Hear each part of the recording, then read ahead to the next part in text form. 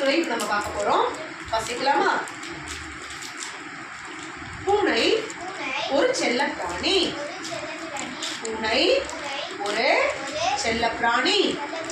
பூனை பால் குடிக்கும். பூனை பால் குடிக்கும். பூனை மியாவ் மியாவ் என கத்தும்.